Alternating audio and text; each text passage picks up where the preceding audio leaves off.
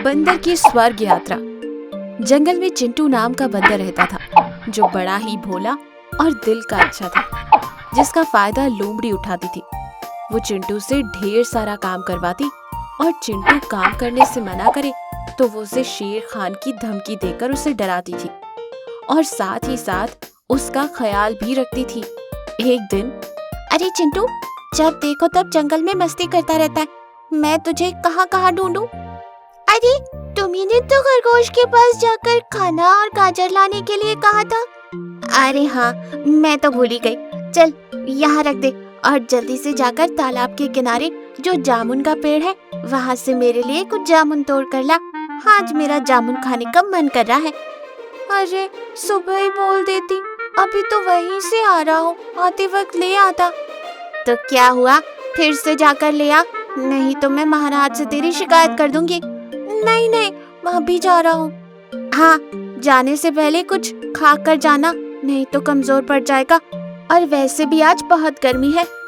हियो लोमड़ी चिंटू को शेर खान का वास्ता देकर अपने काम निपटा लिया करती थी।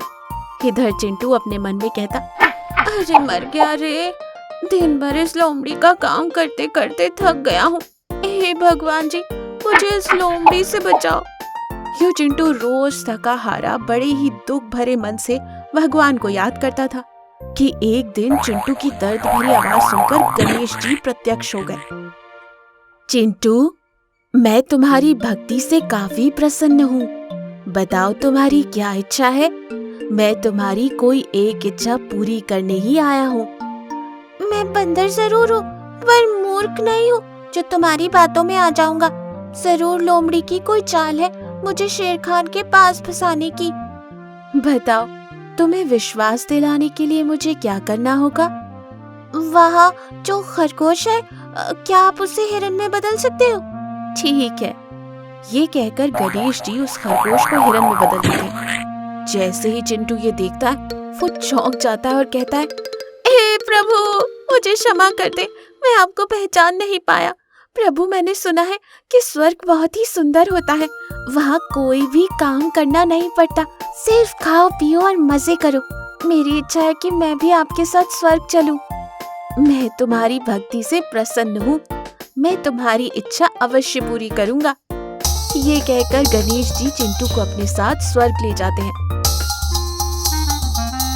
स्वर्ग को देखकर चिंटू बहुत खुश होता है। अरे प्रभु, वाकई में ये तो बहुत ही अच्छा है, और आप मुझे वाकई में स्वर्ग ले आए।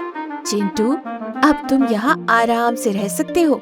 चिंटू स्वर्ग में खूब मजे करने लगा, पेड़ों पर लगे मीठे मीठे फल खाता और घूमता रहता। दिन बीत रहे थे। धीरे धीरे चिंटू को अकेलापन महसूस होने लगा।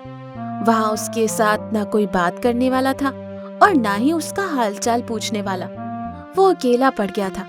चिंटू फिर से गणेश जी को याद करता है। हे प्रभु, मैं यहाँ अकेला हो गया हूँ, मेरा यहाँ हालचाल पूछने वाला भी कोई नहीं है। चिंटू के कहते ही गणेश जी प्रत्यक्ष होते हैं। अरे चिंटू, क्या बात है, तुम अब क्यों उदास हो? प्रभु, मैं यहाँ अकेला पड़ गया हूँ, अगर मेरे दोस्त यहाँ होते तो कितना अच्छा होता। ठीक है चिंटू, मैं तुम्हारी ये इच्छा भी पूरी करूँगा। ये कहकर गणेश जी चिंटू के कुछ साथियों को भी स्वर्ग ले आते हैं, जिन्हें देख चिंटू खुश हो जाता है। चिंटू गणेश जी का धन्यवाद करता है। चिंटू और उसके साथी खूब मजे करने लगे और वो एक पेड़ से दूसरे पेड़ पर चढ़कर बेवजह फलों को तोड़ने लगे और इधर उधर फेंकने लगे और इसी चक्कर में एक दूसरे से लड़कर हमला मचाने लगे।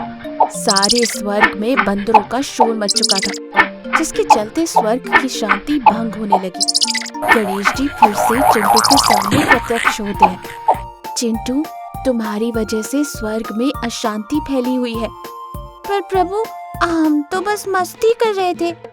चिंटू, ये मत भूलो कि ये स्वर्ग है, यहाँ शोर और हल्ला गुल्ला नहीं मचेगा।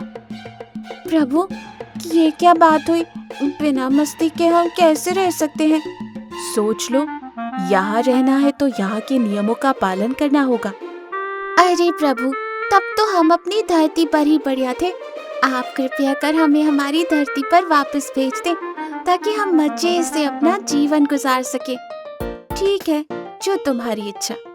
ये सुनकर चिंटू खुशी से फूला नहीं समाता और जोर जोर से चिल्लाने लगता है। अरे ओ चिंटू, उठ, सूरज सर पर चढ़ाया है और तू अभी तक सोए हुआ है। ये सुनकर चिंटू एकदम से घबरा कर उठता है। अरे, मैं वापस धरती पर आ गया। अरे ओ नालायक, सपनों की दुनिया से बाहर आ। चिंटू कहता है, स्वर्ग एक सपने जैसा ही है। सपने से प्यारी तो हकीकत है, जहाँ मैं दिल खोलकर मेरे साथियों के साथ मस्ती कर सकता हूँ। मैं तो यही खुश हूँ।